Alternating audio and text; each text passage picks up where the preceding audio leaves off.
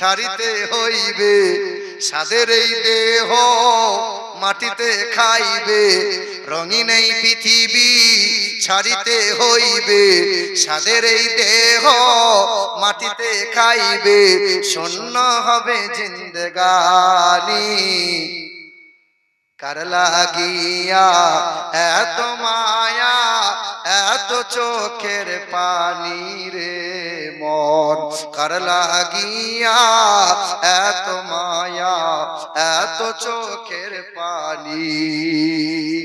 পৃথিবী থেকে সবাইকে তোমাকে আমাকে ছেড়ে ত্যাগ করতে হবে। আল্লাহ বলছেন দুটো সম্পদ, মুহাম্মদ রাসূলুল্লাহ, দ্বিতীয় হলো কালামুল্লাহ। ছাড়বি না, ছাড়বি না, মার খাবি, সব জায়গায় লাঞ্ছিত হবি। এ মুসলমান বাবারা, ভাইরা আমার, ও সোনামণি মা বোনেরা, ও সোনার টুকরো বন্ধুরা আমার, শুধু মানুষেরা, কথাই কথা মনে বেড়ে যায়। খুব মনোযোগ সহকারে শোনেন। মাটি যদি ভালো হয় গাছ ভালো হবে, গাছ যদি ভালো হয় ফল ফলনটা ভালো হবে, কারখানা যদি ভালো হয় প্রোডাক্টটা ভালো হবে, মা বাপ যদি নেককার নেককারিনী হয়, ছেলে মেয়েগুলো নেককার নেককারিনী হবে। দিন রাত মা সিরিয়াল দেখে, বাপ তো দিন রাত তাসের আড্ডাখানায় পড়ে থাকে, দিন রাত তাসের আড্ডাখানায়। ছেলেটা তখন বলছে, আব্বা একটা বিড়ি দাও, তুমিও খাও আমিও খাই বাপ। হ্যাঁ হ্যাঁ, যেরকম বাপ সেই রকম ছেলে হবে। কি বলছেন বলে? হে মুসলমান মা বোনেরা, ও সোনামণি মায়েরা ভাইরা, মা যদি কোরআন পড়নেওয়ালা হয়, বাচ্চা সেই রকম সুশিক্ষা পাবে, বাচ্চা নেককার হবে। ইংল্যান্ডের একটা স্কুলে একটা খ্রিস্টান মিশনারিতে সমস্ত খ্রিস্টানদের ছেলেরা লেখাপড়া করে, হাতে গোনা কয়েকজন মুসলমানের ছেলে লেখাপড়া করে।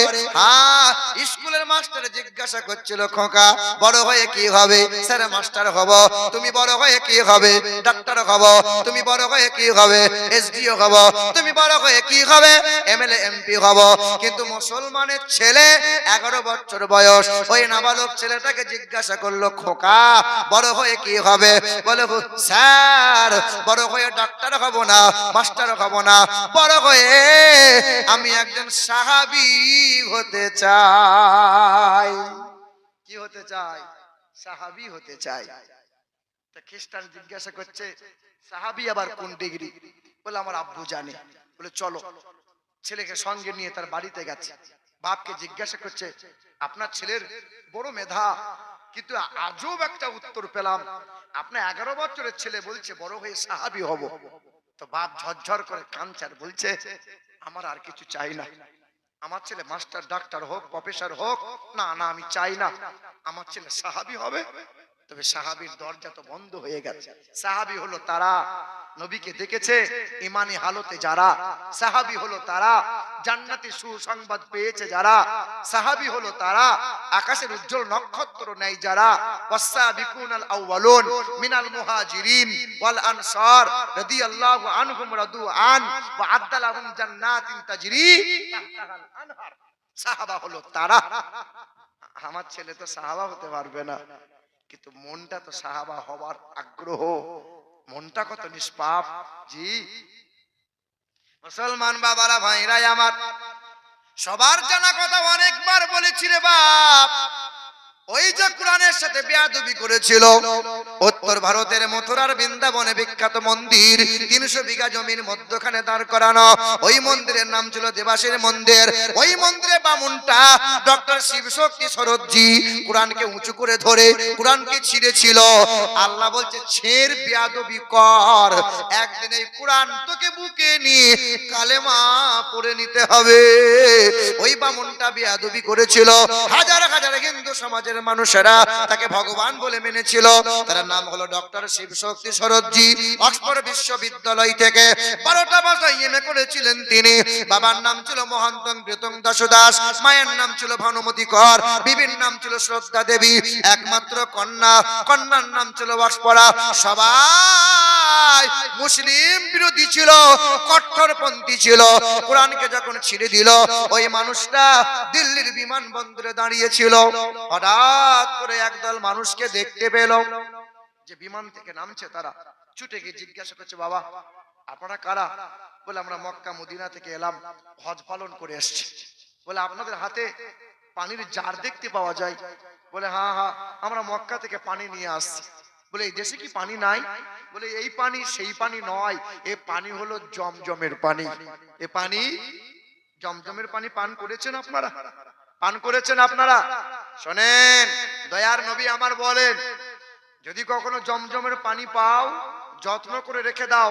ওই জমজমের পানিটা 40 দিন পান করবে। তবে হ্যাঁ, পেটের অসুখ, গ্যাস্ট্রিক ভালো হয় না, আলসার ভালো হয় না, পেটের রোগ ধরা পড়ে না। যদি কোনো আল্লাহর বান্দা 40 দিন জমজমের পানি খালি পেটে সূরা ফাতিহা 40 বার পড়ে এক ঢোক যদি পান করে, রেগুলার 40 দিন পেটের অসুখকে আল্লাহ শিফা করে দেবে। আর একটু আস্তে করে বলেন তো সুবহানাল্লাহ। এমন করে সুবহানাল্লাহ বলছেন মনে হচ্ছে আপনার নানি মরেছিল এই মুহূর্তে। না না, মহব্বতে বলা লাগবে। দেখেন খেলা দেখেননি? ক্রিকেটার ভক্ত যারা সব বাউন্ডারি এপারে বসে আছে, যেমন বল ছুড়েছে, এই ছক্কা মেরেছে, আর ভক্তরা চিৎকার করে ছক্কা। কটা লাভ পেয়েছে বাবা? সব আছে। আরে একবার সুবহানাল্লাহ বলবে, তা আল্লাহ পাক আপনার জন্য জান্নাতে একটা খেজুর গাছ লাগাবে। না না, অর্থ কি বুঝলেন আপনি? আপনার গাছ আছে কিন্তু আপনার সম্পত্তি থাকবে না। কি বলছেন? আমার গাছটা আমারই সম্পত্তিতে লাগানো হয়েছে না অন্য কাউরি? অন্য জায়গার যদি আপনি গাছ লাগিয়ে আসেন আর 20 বছর পরে যদি বলেন গাছটা আমার, জায়গাটা কার? কথা কি বুঝলেন? আপনার জন্য একটা জান্নাতে গাছ লাগানো হবে, অর্থাৎ জান্নাত তো আপনার হয়ে গেল। বলো সুবহানাল্লাহ। এ মুসলমান বাবারা, ভাইরাই আমার, ও সোনামণি মা বোনেরা, হাজী সাহেবরা বলেছেন বাবা এটা হলো জমজমের পানি। বিশ্বের 1 নম্বরে পানি হলো জমজমের পানি। বিশ্বের 1 নম্বরে পালওয়ান হলো মাওলাই আলী। বিশ্বের 1 নম্বরে শহীদ হলো ইমামে হোসাইন। বিশ্বের 1 নম্বরে পাহাড় হলো ইন্নাস সাফা ওয়াল মারওয়াতা মিন শাআইরিল্লাহ। বিশ্বের 1 নম্বরের পাহাড় সাফা মারওয়া। বিশ্বের 1 নম্বরে শহর হলো মদিনাতুল মুনাওয়ারা। বিশ্বের 1 নম্বরে মহান নেতা নবী মুহাম্মদুর রাসূলুল্লাহ। আল্লাহর মতো আল্লাহ কেউ হবে না, নবীর মতো মহান নেতা আর কখনো পাবে না, জমজমের মতো পানি আর কোনোদিন জুটবে না, মদিনাতুল মুনাওয়ারার মতো শহর আর কখনো পাবে না। আল্লাহ কয়টা? কথা বলে না কেন? আচ্ছা, আল্লাহ যদি একটা আল্লাহ না হয়ে দুটো তিনটে হতো, যেমন হিন্দুরা বলে সূর্যের মালিক আর একজনা, আকাশের মালিক আর একজনা, চন্দ্রের মালিক আর একজনা, ওটা চন্দ্রদেব, ওটা সূর্যদেব, এ অমক তমক বিভিন্ন মালিক ওরা বিশ্বাস করে। আমাদের আল্লাহ তো এক। দুটো তিনটে হলে ভালো হতো না খারাপ হতো? খারাপ হতো না? দেখেননি তিনটে হুজুর একটা গদি নিয়ে মারামারি করছে। ও পীর সাহেব বলছে এটা আমার, ও বলছে না আমার। হ্যাঁ, কত জায়গায় চলছে। আল্লাহ একটা ছোট আল্লাহ হতো, একটা মেজো আল্লাহ হতো, একটা বড় আল্লাহ হতো। কিছু মানুষ ছোট আল্লাহর ভক্ত হতো, কিছু মানুষ মেজো আল্লাহর ভক্ত হতো, কিছু মানুষ আবার বড় আল্লাহর ভক্ত হতো। ছোট আল্লাহর ভক্তরা বলতো আল্লাহ এই সময় একটু পানি দাও, আল্লাহ এই ভুট্টা গাছ সবে হয়েছে, আল্লাহ দাও একবার, তাহলে ফলনটা ভালো হবে। মেজো আল্লাহর ভক্তরা বলতো আল্লাহ শখ করে 2-4 কাঠা আলু লাগিয়েছি, আল্লাহ পানি দিও না, তাহলে আলুগুলো সব পচে যাবে আল্লাহ। ছোট আল্লাহ বলতো পানি দেবো, মেজো আল্লাহ বলতো দে দে তুই পানি দে, তো থুতনি ভেঙে দেবো দে। হ্যাঁ, আল্লাহ আল্লাহ মারামারি হতো কি হতো না? আল্লাহর মতো আল্লাহর হবে বাবা? আল্লাহর হবে না। এ মুসলমান বাবারা, ভাইরা আমার, ও সোনামণি মা বোনেরা, ও সোনার টুকরো বন্ধুরা, আমার সুধী মানুষেরা, আব্বা জানেরা একটু ধ্যান দাও। ওই বামুন মানুষটা বলেছিল একটু জমজমের পানি কি দেওয়া যাবে?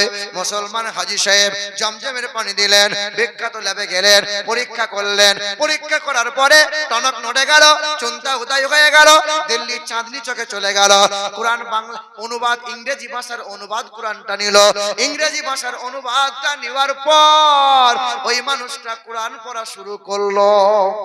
একটা তথ্য আপনাদের জানতে চাই, বলুন তো বাপ, এই বাংলার মাটিতে সর্বপ্রথম কোরআনের বাংলা ভাষায় অনুবাদ কে করেছেন?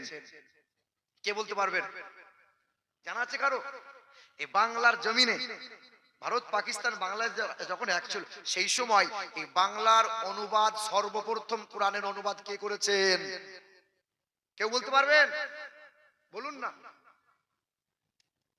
তার নাম হলো গিরিশচন্দ্র। তার নাম কি? হ্যাঁ, অসংখ্য শিক্ষিত মানুষদের শোনা জানা যে গিরিশচন্দ্র সেন উনি নাকি বাংলা ভাষার সর্বপ্রথম কোরআনের অনুবাদ করেছিলেন। এই তত্ত্ব ভুল। এই ইউটিউবাররা শোনো, শুনে রেখে দাও।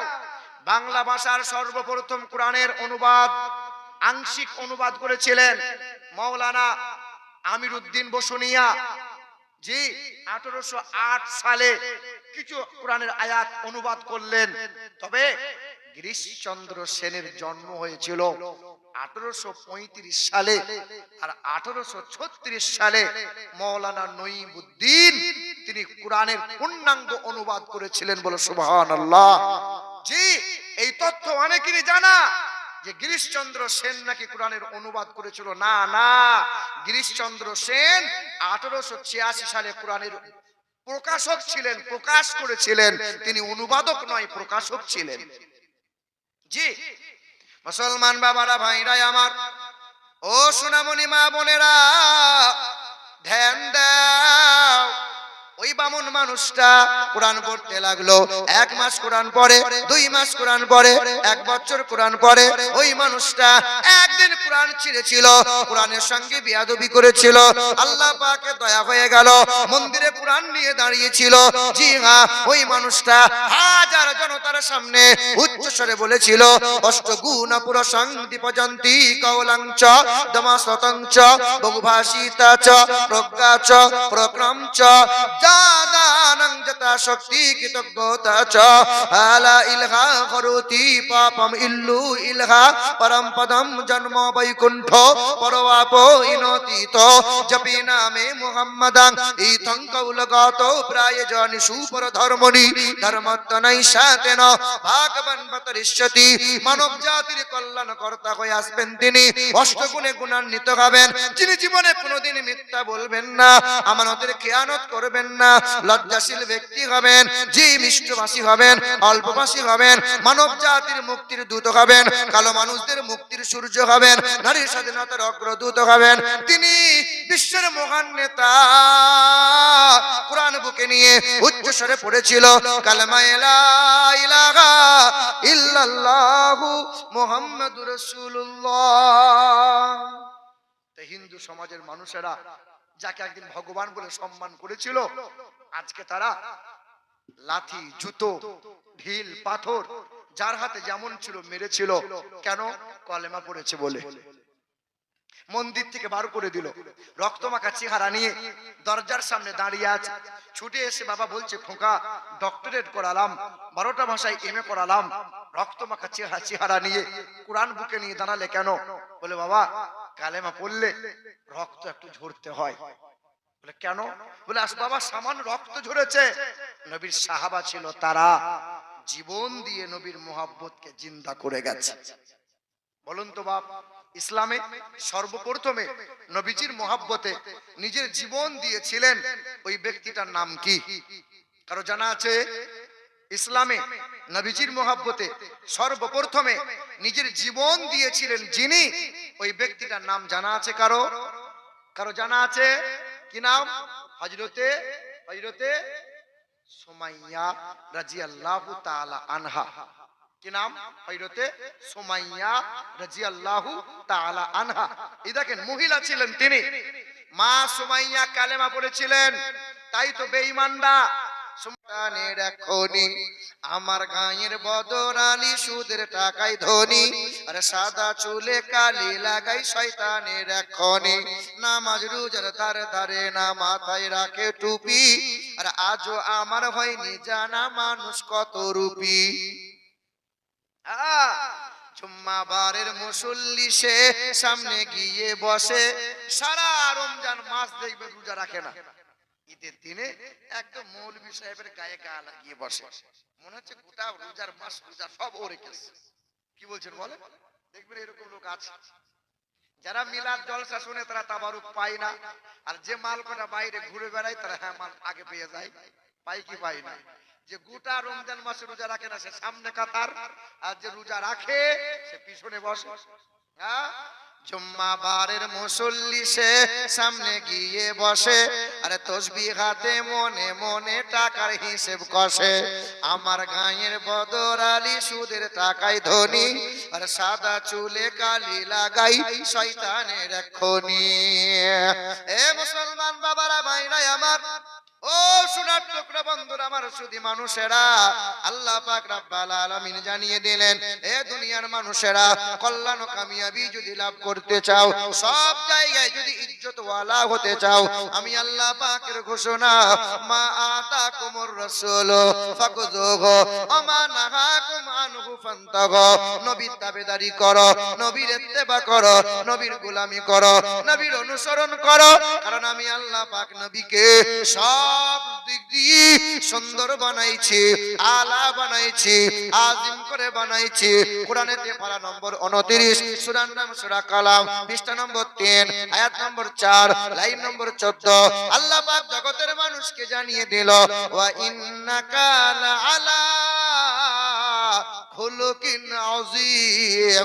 আমার নবীর মতো করে এত সুন্দর কাউকে আমি আল্লাহ বানাই নাই, সবচেয়ে সুন্দর করে নবীকে আমি বানাইলাম। আল্লাহ পাক বলেন, আসমানের মালিক আমি আল্লাহ, আসমান বানাইছি, আসমানকে আমি আল্লাহ সুন্দর বলি নাই, জমিনকে বানাইছি আমি আল্লাহ, জমিনকে সুন্দর বলি নাই, রং বেরঙের গাছপালা পশু পক্ষী দিয়েছি আমি আল্লাহ সুন্দর বলি নাই। তবে সুন্দর বন আছি, পৃথিবীর মানুষেরা সুন্দর বলে, আমি আল্লাহ কোনোদিন সুন্দর বলি নাই। তবে হ্যাঁ, আমি আল্লাহ কোরআনে 4 বার শপথ করে বলেছি, মানুষকে আমি আল্লাহ সুন্দর করে বানাইছি। এ দুনিয়ার মানুষেরা, আসমানের রব আমি আল্লাহ, আসমানের রহমত হলো রাসূলুল্লাহ, জমিনের রব হলাম আমি আল্লাহ, জমিনের রহমত হলো রাসূলুল্লাহ, মাহশরের রব হলাম আমি আল্লাহ, মাহশরের রহমত হলো রাসূলুল্লাহ, বারযাকের রব হলাম আমি আল্লাহ, বারযাকের রহমত হলো রাসূলুল্লাহ। সর্ব জায়গার জন্য আমার নবীকে রহমত করে পাঠাইছি।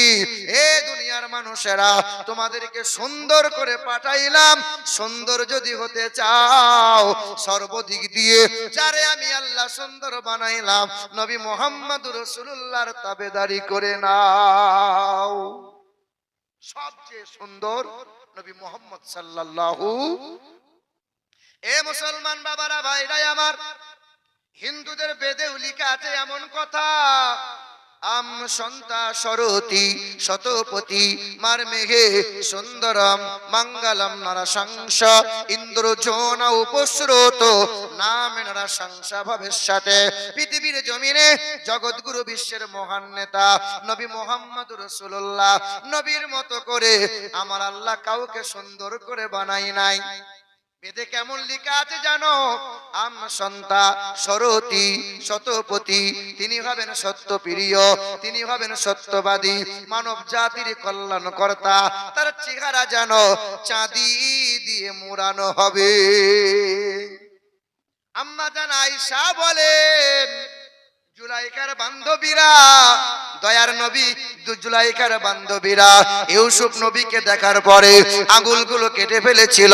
আমি আয়েশা জানিয়ে দিয়ে যাই, একবার যদি ওই জুলাইখার বান্ধবীরা আমার দয়ার নবী মায়ার নবীকে দেখতো, আঙ্গুলগুলো নয় কাটতে কাটতে কলিজা খানা কেটে ফেলতো।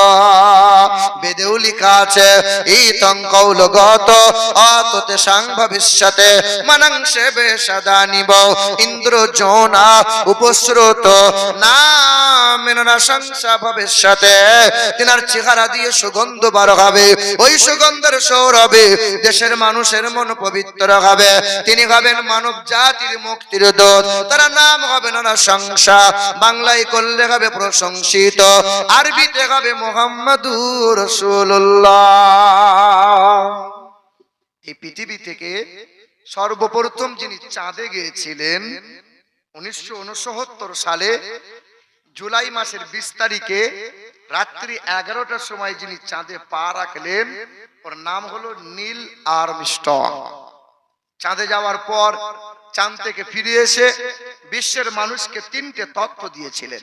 এই বিশ্বের মানুষেরা, চাঁদে বিন্দুমাত্র কোনো অক্সিজেন নাই, চাঁদে উর্বরতা নাই, চাঁদে কালো দাগ কালো রেখা দেখতে পাওয়া যায়। পৃথিবীর সাংবাদিকরা প্রশ্ন করেছিল, স্যার চাঁদে কেমনে কালো দাগ কালো রেখা দেখতে পাওয়া যায়, কেমনে হলো? বলে 6 মাস রিসার্চ করলাম, বাইবেল জান্দাবাস্তা ত্রিপিটক কোরআন পড়লাম, জানতে পারলাম ইকতারাবাতিস সাআতু ওয়ান শাক্কাল কামার। হে জগৎবাসী, জানা নাই চাঁদে যে অ্যাক্সিডেন্ট হয়েছিল? মক্কা নগরী থেকে বিশ্বের মহান নেতা আকাশের দিকে ইশারা করলেন, এক শাহাদত আঙ্গুলের ইশারায় চাঁদটা 2 টুকরো হলো, আবার তারই আঙ্গুলের ইশারায় চাঁদটা জোড়া লাগলো। আমি নীল আর্মস্ট্রং বলি, নবীর আঙ্গুলের ইশারায় চাঁদ টুকরো হয়েছিল। আজও চাঁদে দাগ দেখতে পাওয়া যায়, কিন্তু যার জীবনী পড়লাম, যার চরিত্রে যার জীবনীতে বিন্দু মাত্র যার চরিত্রে দাগ নাই, নবী মুহাম্মদ রাসূলুল্লাহ। ডক্টর মাইকেল এইচ হার্ট বলেন, আমেরিকা দেশের বিখ্যাত লেখক ডক্টর মাইকেল এইচ হার্ট, তিনি একটি গ্রন্থ লিখলেন, দ্য 100। গোটা বিশ্বের মাটিতে সুনাম অর্জন করে নিল। 100 ভালো ভালো মানুষের জীবনী লিপিবদ্ধ করলেন তিনি। ওই ডক্টর মাইকেল এইচ হার্টকে প্রশ্ন করা হয়েছিল, স্যার আপনি তো খ্রিস্টান ধর্মের মানুষ, খ্রিস্টান ধর্মের মানুষ হয়ে যিশুর গুণগানটা প্রথমে কেন করলেন না? আব্রাহাম লিঙ্কনের জীবনী কেন লিখলেন না? গুরু নানকের জীবনী কেন লিখলেন না? 100 ভালো ভালো মানুষের জীবনী লিপিবদ্ধ করলেন। সর্বপ্রথমে যার জীবনী দিয়ে শুরু করলেন তিনি হলেন নবী মুহাম্মদুর রাসূলুল্লাহ।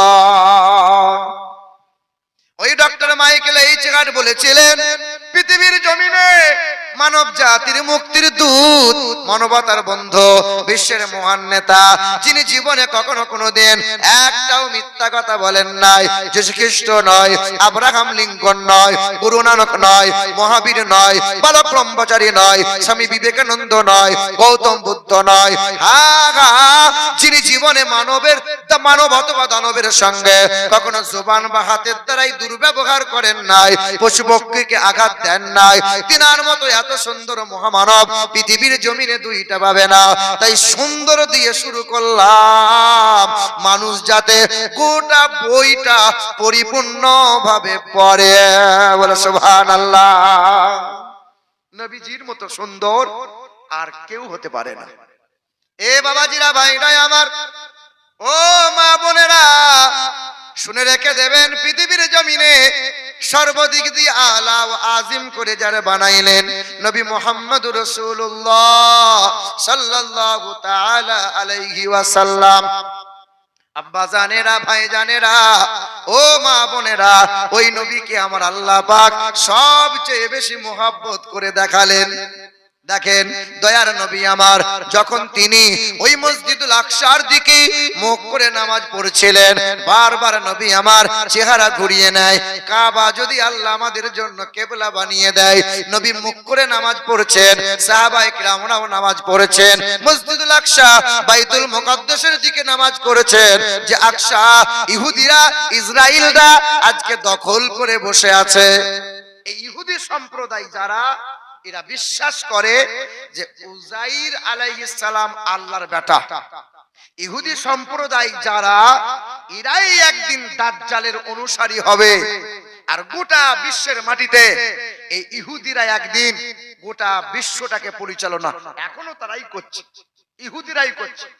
বেশিরভাগ অধিকাংশ প্রোডাক্ট আমরা ব্যবহার করি এই ইসরায়েল ইহুদিদের।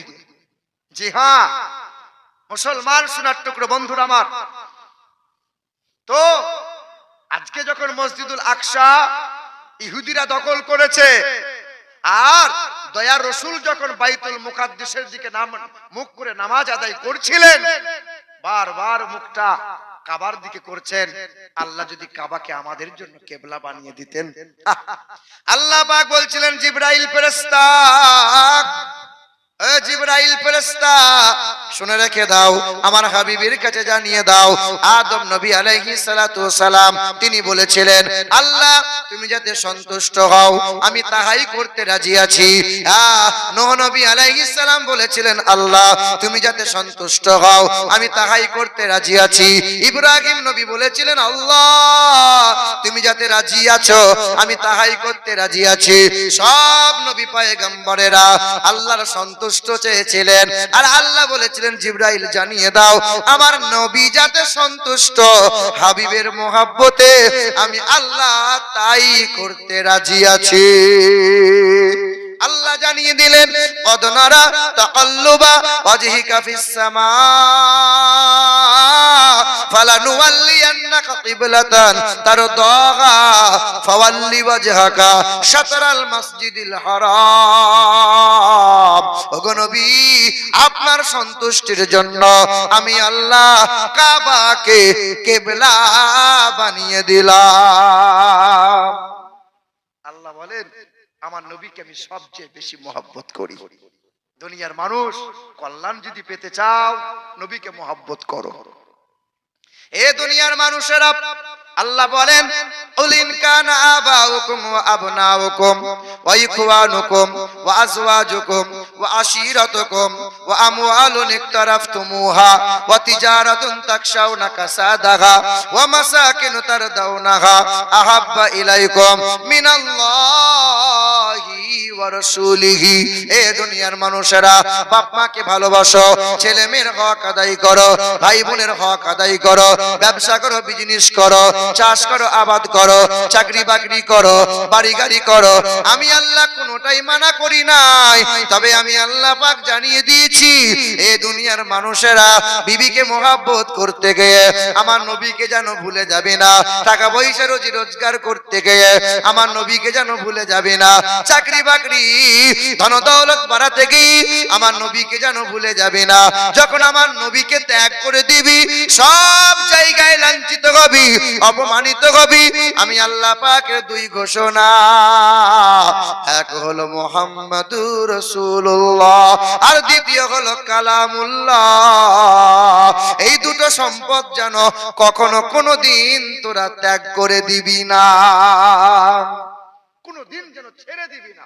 এক মুহাম্মাদুর রাসূলুল্লাহ, দ্বিতীয় হলো কালামুল্লাহ। সর্ব অবস্থায় তোমরা বুকে আঁকড়ে ধরে নেবে। আমি আল্লাহ পাকের ঘোষণা, কেউ তোমাদের মারতে পারবে না, কেউ তোমাদের বেইজ্জতি করতে পারবে না। জি মুসলমান সোনার টুকরো বন্ধুরা আমার, আমার বাবাজিরা, ভাইরা, আপনি একটু বিবেকে হাত দিয়ে দেখেন না নবীকে ধরতে পেরেছি না কালামকে বুকে তুলে নিতে পেরেছি?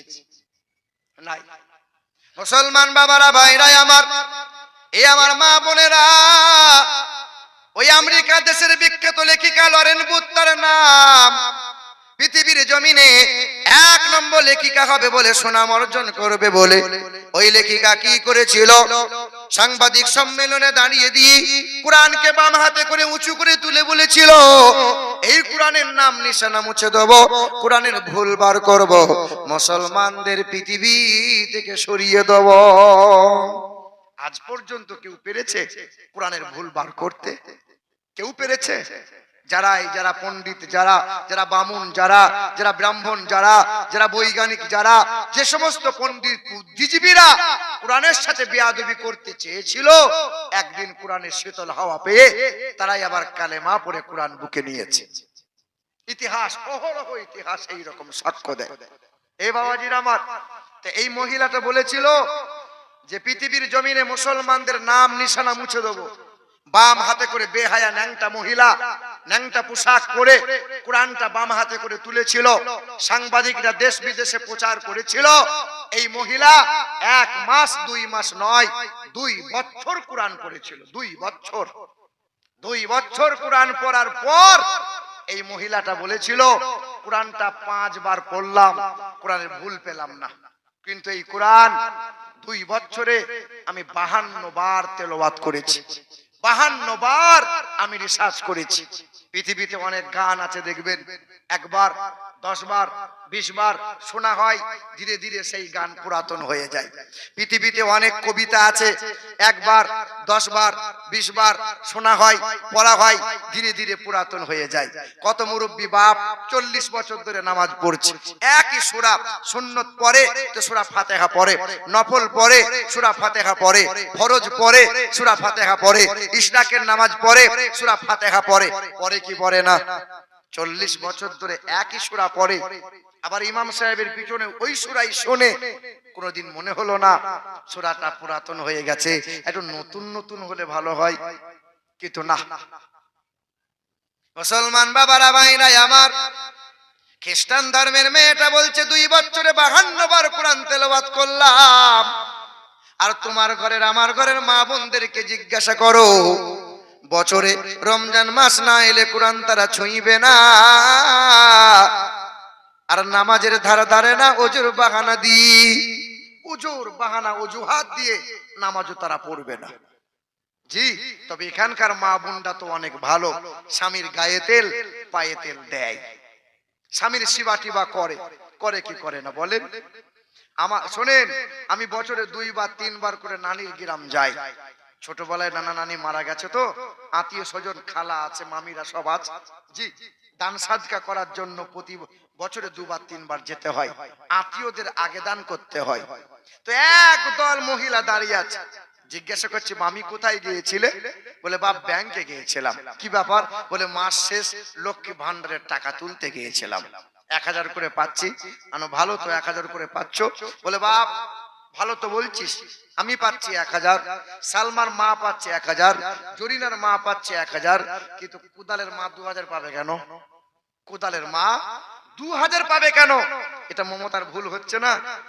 মানে খেপি, কোদালের বাপ যে মরে গেছে, যে বিধবা ভাতা 1000 পাবে, তা লক্ষ্মী ভান্ডারে পাচ্ছে, বিধবা ভাতাও পাচ্ছে। তোমার হাতটা ধরে বলছে বাপ দেশ বিদেশ করছিস, কত জলসা করছিস, বাপ একটু দোয়া করতে পারছিস না?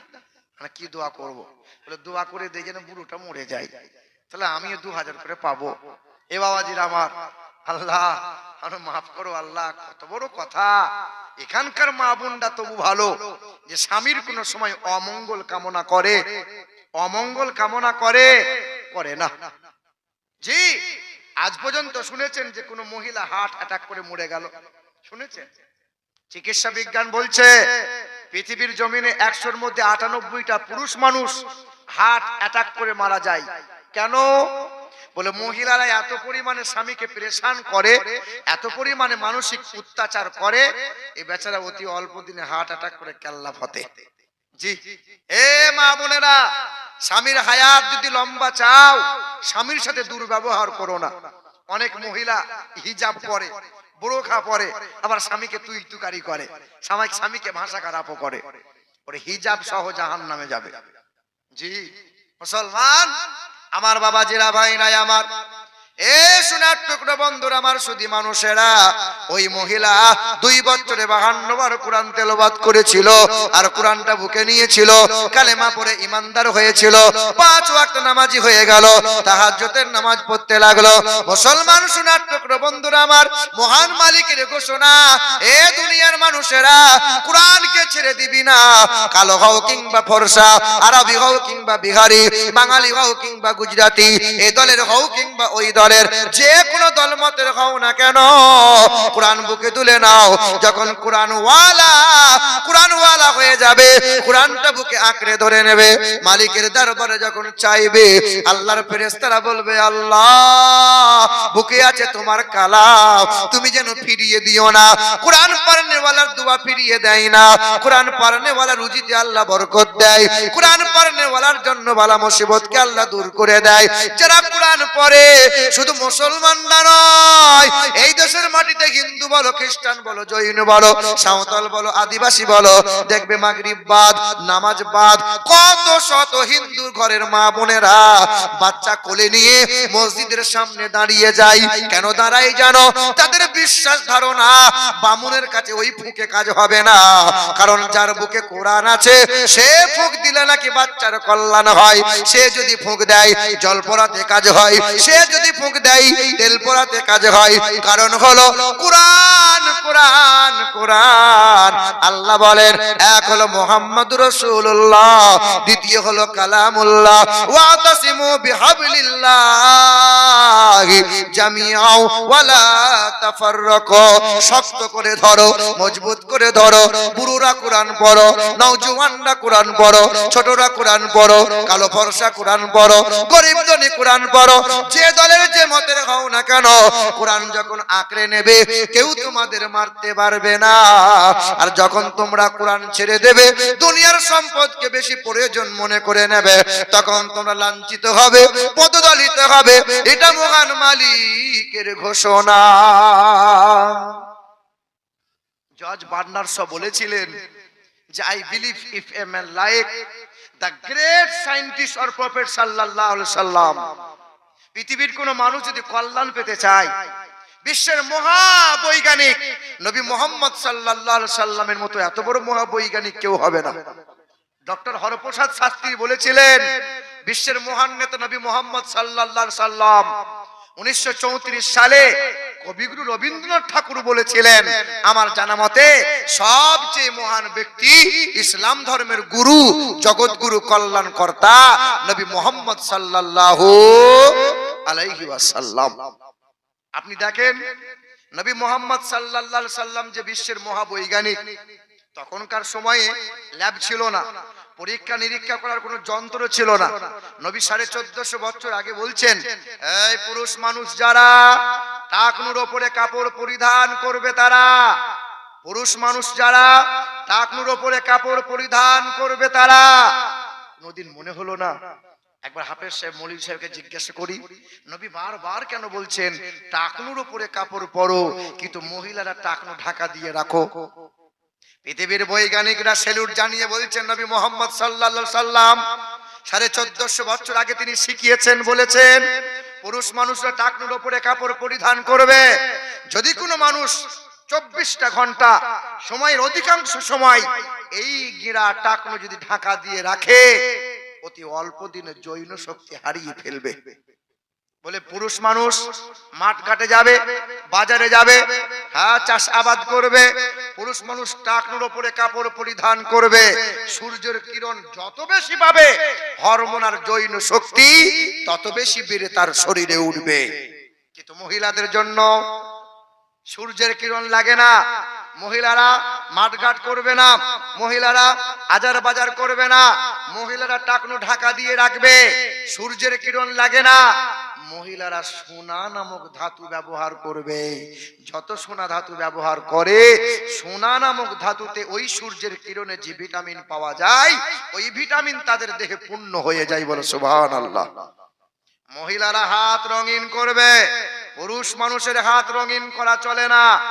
ঈদের দিন আর বিয়ের সময় দেখা যায় কিছু কিছু যুবক ছেলে এই বগল পর্যন্ত মেহেদি লাগায়। পুরুষ মানুষের হাতে মেহেদি করা যায় না, মেহেদি করবে মহিলারা। জি 2 নম্বর দেখেন, আল্লাহ রাসূল বললেন, হে আমার উম্মতেরা, হে আল্লাহর বান্দারা, তোমরা যখন শয়ন করবে ডান কাত হয়ে শোবে। আমরা পুরুষ মানুষ উপর হয়ে শুয়ে যাই, চিত হয়ে শুয়ে পড়ি, কোন শোয়ার সিস্টেম আমরা জানি না। নবী জীবন ভর বললেন তোমরা ডান কাত হয়ে শোও। পৃথিবীর চিকিৎসা বিজ্ঞানটা বলল, নবী মুহাম্মদ সাল্লাল্লাহু আলাইহি সাল্লামকে সেলুট জানাই, বাম দিকে হার্ট আছে, কোন মানুষ ডান দিকে শোয়ার যদি অভ্যস্ত করে, ওই মানুষটা হার্ট অ্যাটাক থেকে রেহাই পেয়ে যায়। 3 নম্বর আপনি দেখেন নবী কত বড় মহাবৈজ্ঞানিক। নবী যখন পৃথিবীর জমিনে ভূমিষ্ঠ হলেন, খাতনা করা অবস্থায় ভূমিষ্ঠ হলেন, মানে মুসলমানি অবস্থায় ভূমিষ্ঠ হলেন। অনেক হিন্দুরা আমাদেরকে কটাক্ষ করে। এই কিছুদিন আগে একটা জালসাতে কিছু হিন্দু ছেলে এসেছিল, দিয়া দিয়া বলছিল যে বাবা পোল্ট্রির মাংসের খিচুড়ি রান্না হয়েছে, হিন্দু ভাইরাও খেয়েও, মুসলমানরা খেয়েও। তখন একটা হিন্দু ভাই বলছে আমরা তো নিরামিষ ভুজি। শোনো, তোমরা যে বলছো আমরা আমিষ খাই না, নিরামিষ ভুজি, ঠান্ডা লাগলে ক্যাপসুল খাও। বলে তা একটু আধটু খাই। বলে ক্যাপসুলটা কিসের তৈরি? ওটা তো মাছের আঁশ থেকে তৈরি হয়। তোমরা জল খাও না? বলে হ্যাঁ তা তো খাই। তাহলে চামড়া ধোয়া জল কেন খাও? এদিকে বলছে আমরা মাছ মাংস খাই না, আর কলের যে ওয়াশার হয় ওটা তো গরুর চামড়ার ওয়াশার হয়। এখন তো অসুবিধা নাই। হ্যাঁ বাবা, একদল বলে মুসলমানরা গোমাংস খায় তাই আমরা ঘৃণা করি, গরু আমাদের মা। এই ওই দিন বলেছিলাম কৃষ্ণনগরে, পুলিশ এসে বলছে এসব কথা বলিয়েন না। এ বাবাজিরা, শোনার টুকরো বন্ধুরা আমার, গরু যদি তোমাদের মাই হলো তো মুসলমান কসাইকে ডেকে বিক্রি করলে কেন বলো? গরু যদি মাই হলো তা গরুকে এরকম গোয়ালে না রেখে খাট পালনে রাখছো না কেন বলো?